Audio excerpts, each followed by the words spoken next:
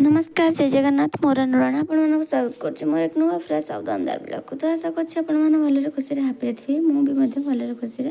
Happy अच्छी तो मुझे भावते एमती कौन भिड देती तो मुझे मेडिकल जाऊँगी कहीं आखि टे पावर बढ़ी जाता तो टेस्ट करने को जाती तो मुझे गली तो बों को आखि भी खराब होता तो चश्माटा टे पुआ आनी हेवी थी माने बड़ हो जाता से छोटिया चश्माटा आने जाऊँगी तो मुझे कहली मु तो जाऊँ मो साथ चल तो आम जेहतु लेट्रे गलु तो बहुत गहली थी मेडिकल तो लाइन लगे मत 2.5 घंटा ठिया पड़ा 2.5 घंटा भितर भी आम देखा देखी करके आखि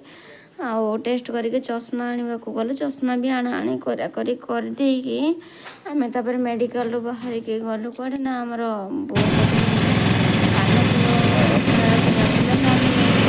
लो मेडिकल देखे कि बों को आनलु जो चश्मा मो चश्मा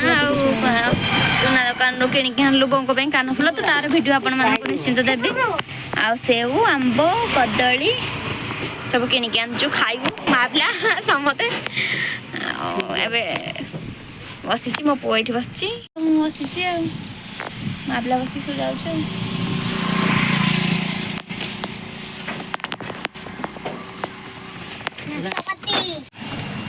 मार्केट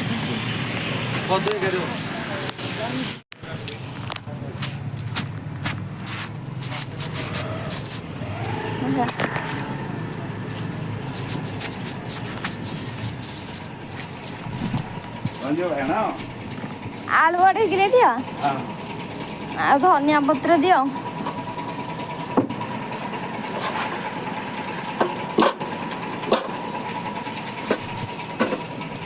कलर नेबी गोटे ये दियो कलर नेबी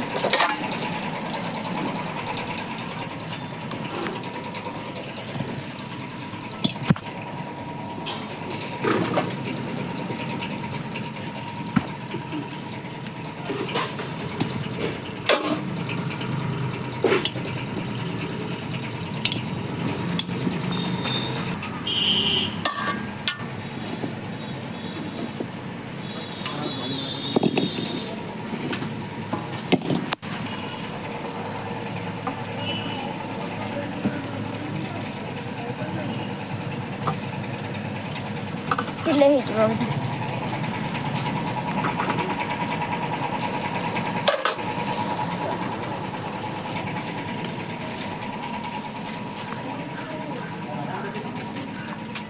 बाय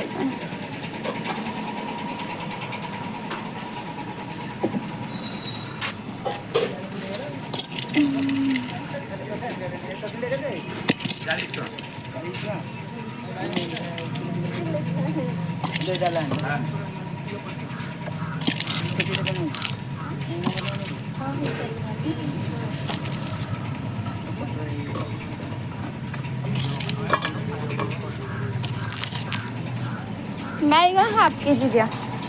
अच्छी है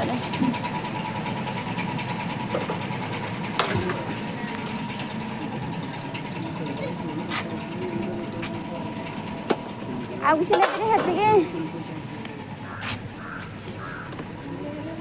नेबी बेटे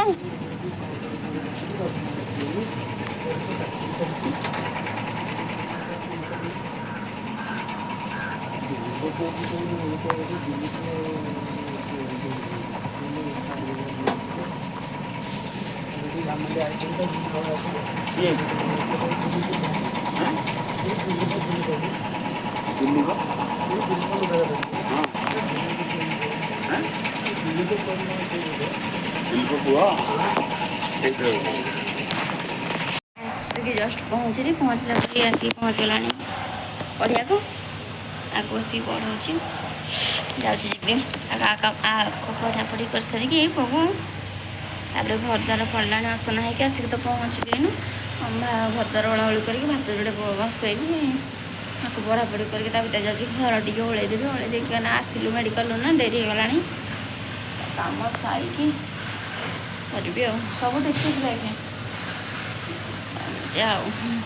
तो मुझे खोर्धा जाइली तो आखि देखली आखि देखे सारिकी पावर टे बढ़ी जाइए यहाँ -8 ये कमी जाइए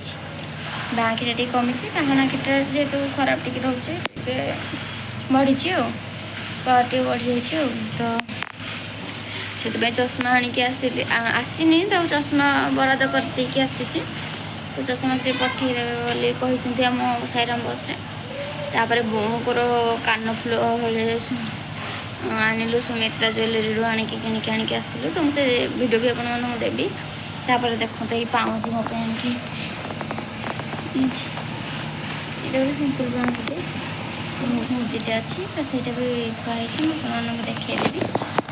ପାଉଁଜି ଆଣିଛି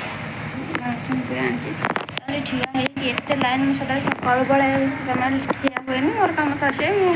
ଫାଷ୍ଟ ଟିକେଟ୍ରେ ସଦାବେଳେ ଲେଖା, ଆଜି ଯେହେତୁ ଲେଟ୍ରେ ଗଲି, ଏମିତି ଜିନିଷ କିଣିବାର ଥିଲା, ମୁଁ ତ ଲେଟ୍ରେ ଗଲି, ସେଥିଲାଗି ମୋତେ ଡେରି ହେଇଗଲା। ଆଉ ଗଲାବେଳକୁ ଲମ୍ବା ଲାଇନ୍, ସେ ଠିଆ ହେଇକି ଅଛି ପୁରା ଦେହ ମୁଣ୍ଡ ମାନେ ଏମିତି ପୀଡ଼ା ହେଇଛି ଦେହ ପ୍ରବଳ, ଗୋଡ଼ ହାତ ଗୋଳି ହେଲାଣି। ଯାଉଛି କାମ ବିକି ସାରିକି ଟିକେ ଶୋଇପଡ଼ିବି, ରେଷ୍ଟ ନେଇଗଲେ ଟିକେ ଭଲ ଲାଗିବ। ତାପରେ ମଇଳା ପତ୍ର ଟିକେ ପନିପରିବା ଟିକେ କିଣାକିଣି କରିକି ଆଣିକି ଆସିଲୁ। ସ୍କୁଲର କିଛିଟା ଜିନିଷ ନଥିଲା, ପାପୋଛ ହରିକା, ରୁମ୍ ସ୍ପ୍ରେ, ଏମିତି କେତେଟା ଜିନିଷ କିଣାକିଣି କରିକି ଆଣିକି ଆସିଛି। ତ ମୁଁ ଆଉ ସନ୍ଧ୍ୟାବେଳକୁ ମାନେ ଭିଡ଼ିଓଟା ପୁରା ବନେଇକି ଆପଣମାନଙ୍କୁ ଦେବି। ଚାଲନ୍ତୁ ପୁଅ ପାଠ ପଢ଼ି